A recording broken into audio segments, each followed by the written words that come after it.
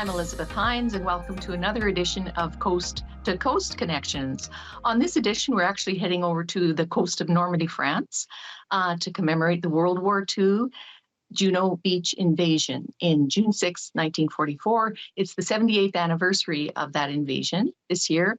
And unfortunately, Juno Beach is once again under threat, but this time from developers. We've got quite a story to tell you here. And joining me today is the Executive Director of the wonderful Juno Beach Centre in Normandy, France, Alex Fitzgerald-Black.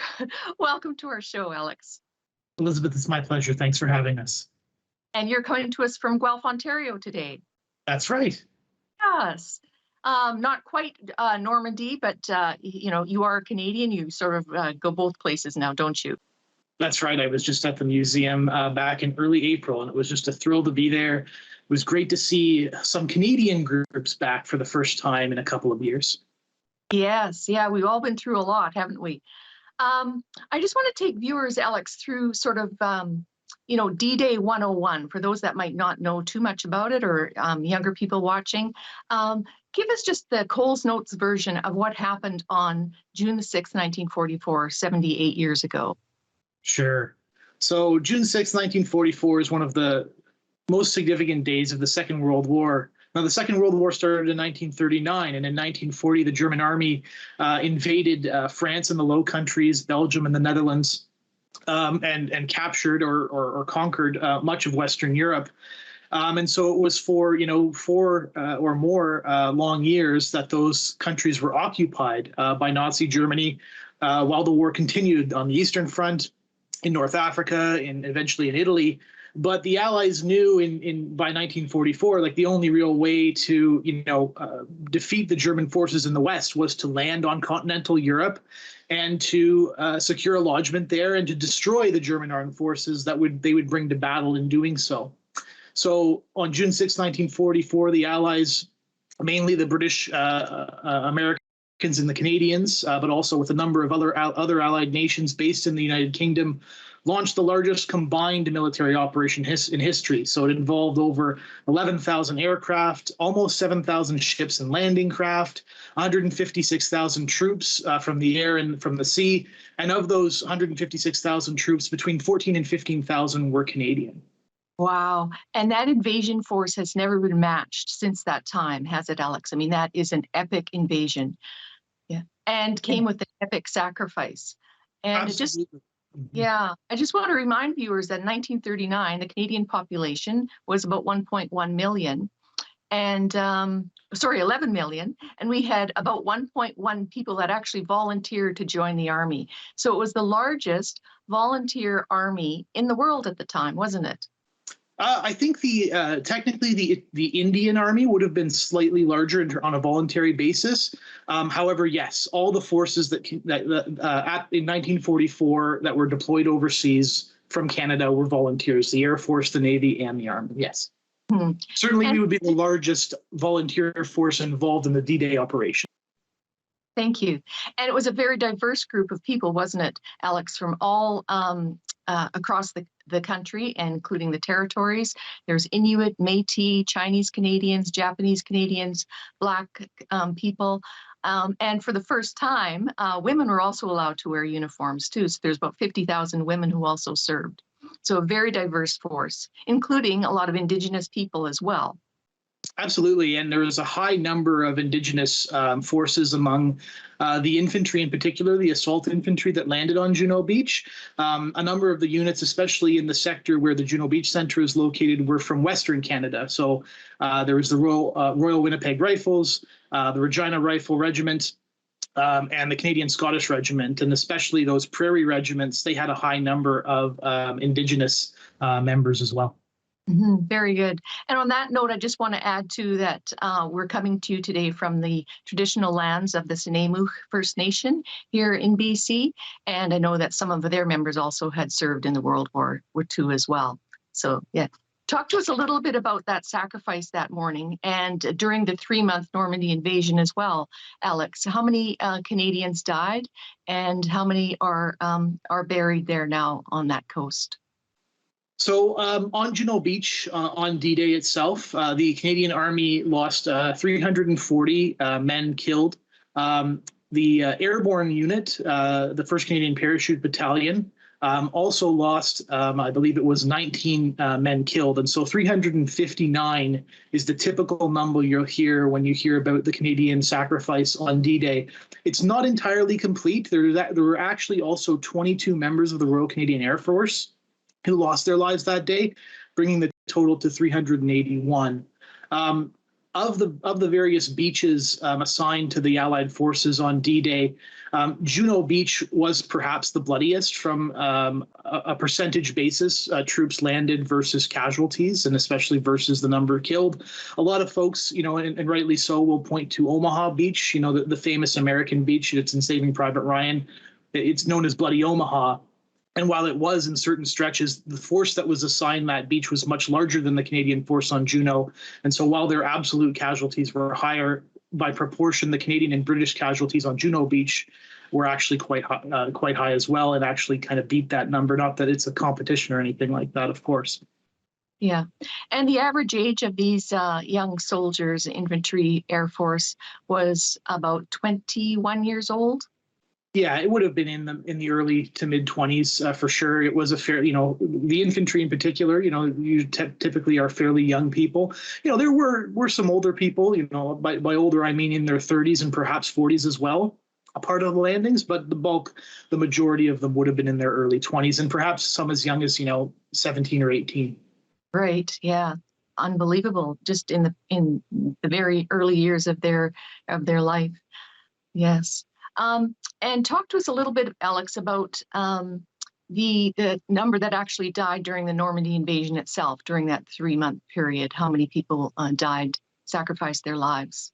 D-Day was the first of almost an 80-day campaign. I think it was 76 days, perhaps including D-Day for the Battle of Normandy. D-Day was one of the highest casualty days for the Canadian military, but there were other, deadly days as well. The Battle of Normandy cost Canada some between 5,000 and 5,500 soldiers, sailors, and airmen.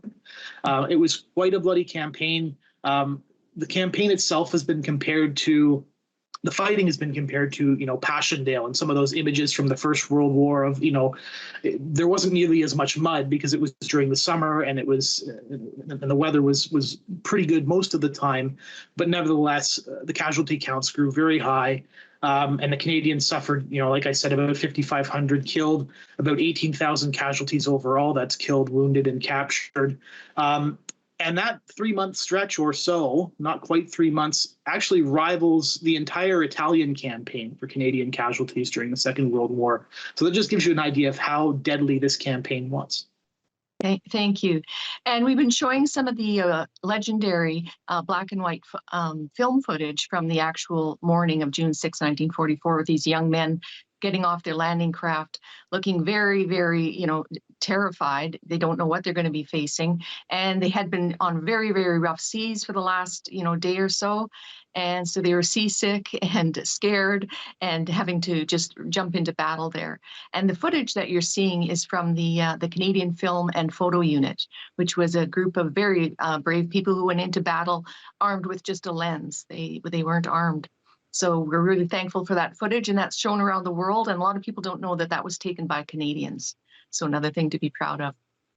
Absolutely. It's very, very ingenious what they did to basically set their cameras up on the landing craft, and they got the coxswain, the sailors who were manning the craft, to basically pull the lever right before they went into the beach, and were able to capture that footage. It's incredible. That's incredible. Exactly. And we've got an aerial shot too of D-Day itself, and all, the ships along the shore there, and what it looked like actually on June 6, 1944, taken from some of the aerial photos that day.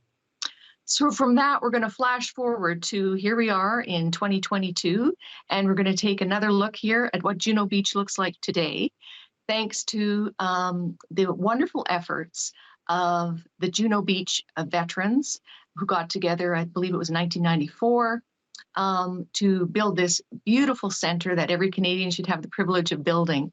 So we're going to take our viewers on a 2-minute tour, Alex, not a 3-hour tour, a 2-minute tour of the Juno Beach Centre, and we'll roll with that right here.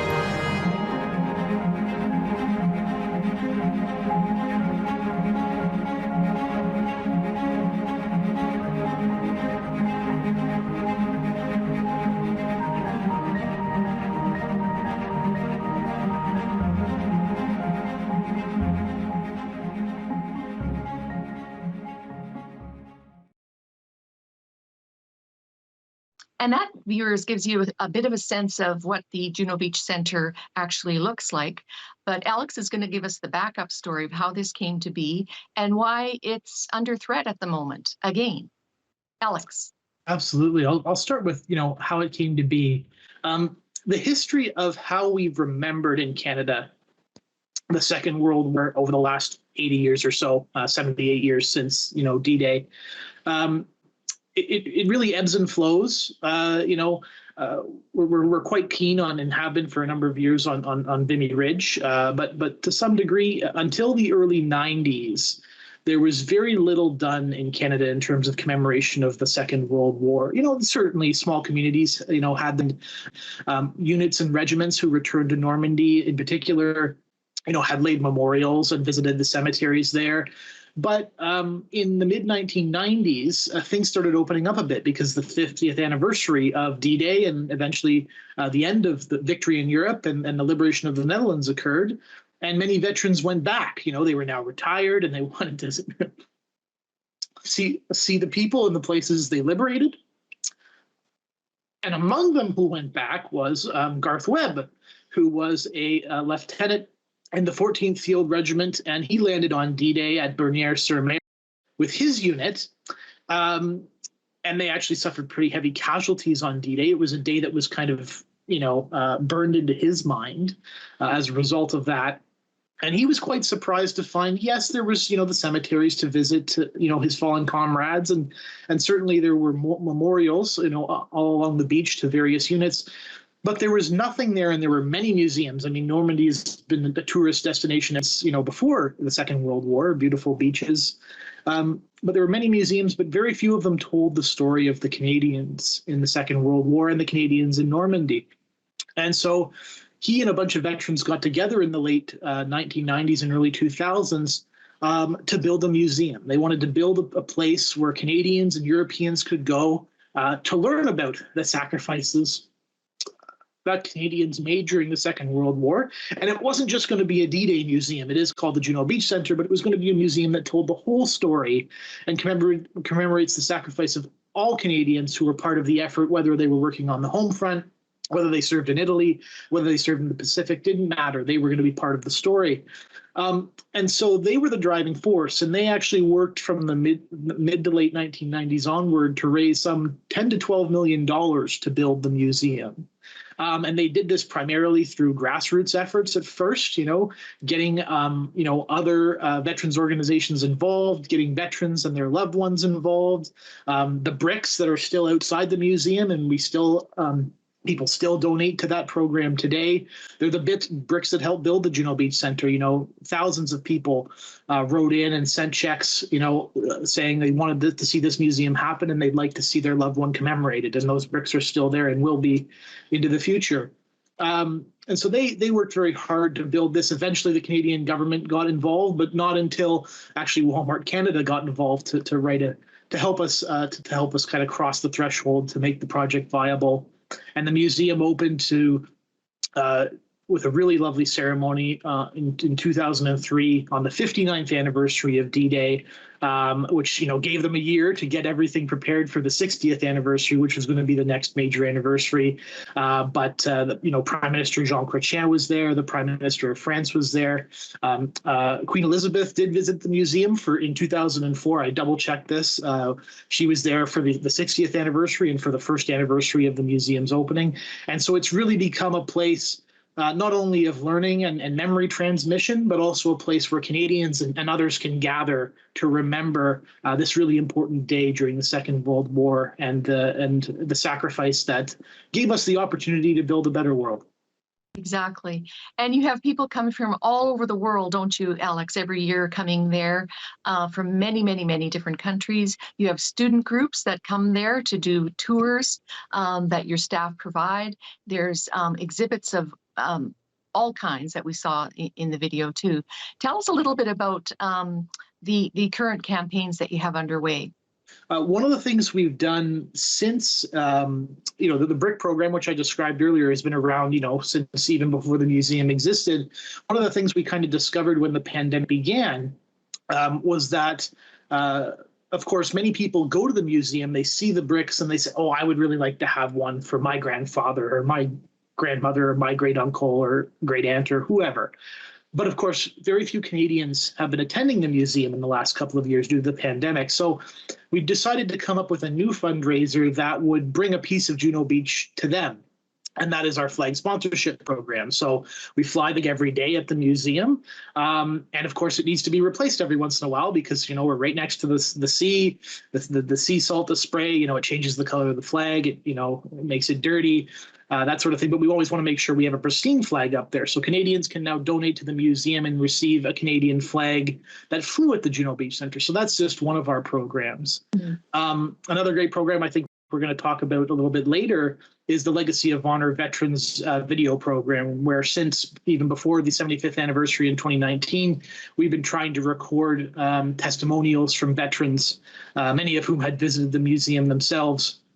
Because, of course, they're now entering, many of them are, 100 years or older. And certainly even the youngest of them are going to be approaching that age in the next couple of years. And so it's very important that we preserve their stories and ensure that they can tell them into the future for future generations.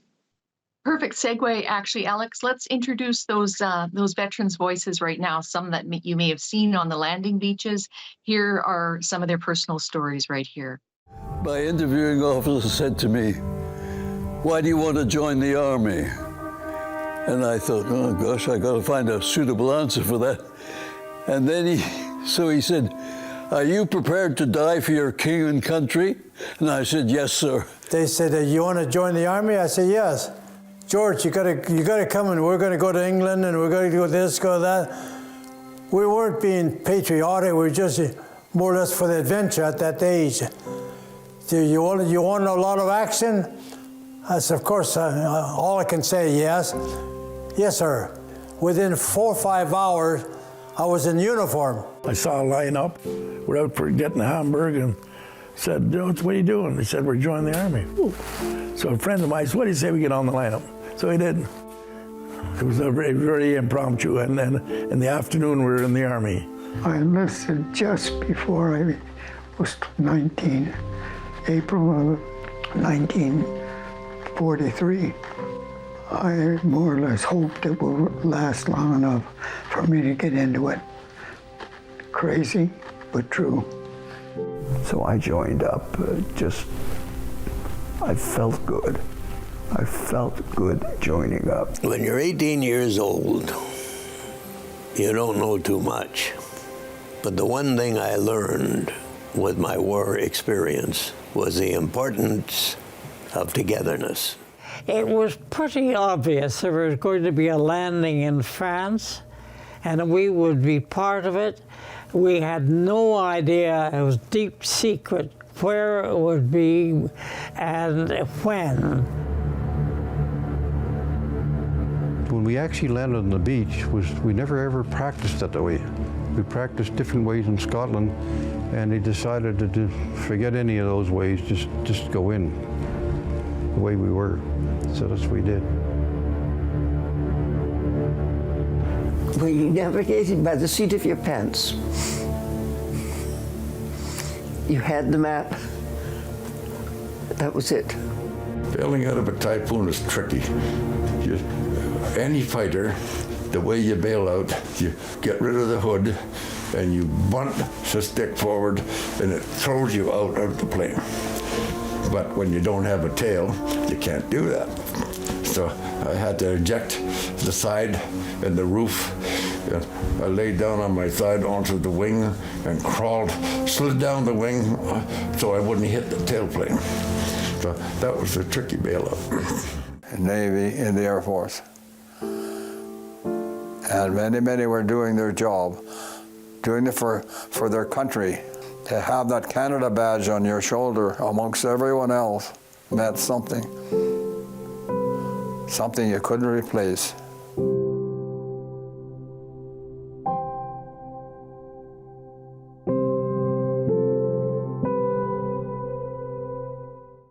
And that is, how many interviews have you done over time? Are there hundreds, or I know there's not that many veterans left right now. I think about 40,000 veterans out of the 1.1 million. It's much less than that. I think we're down 20,000 now. I think 40,000 was a couple of years ago, and so the numbers are declining rapidly. In terms of our interviews, I think we're closing in on 25 with that program so far. I mean, there's many other really great programs that are doing this sort of work, but we've been able to capture 25. There are other voices actually captured at the museum itself, because when the museum was first built, their stories, were included in that way. But you get a different group of veterans in that case, in the same group, but they were different age, right? They were 20 years younger at the time, so you get a bit of a different take on their experiences and their reflections. Yes, and Stocky Edwards, the veteran at the end of that, just died recently at 100 years old. And I really like what he says, that Canadian badge on your shoulder really meant something.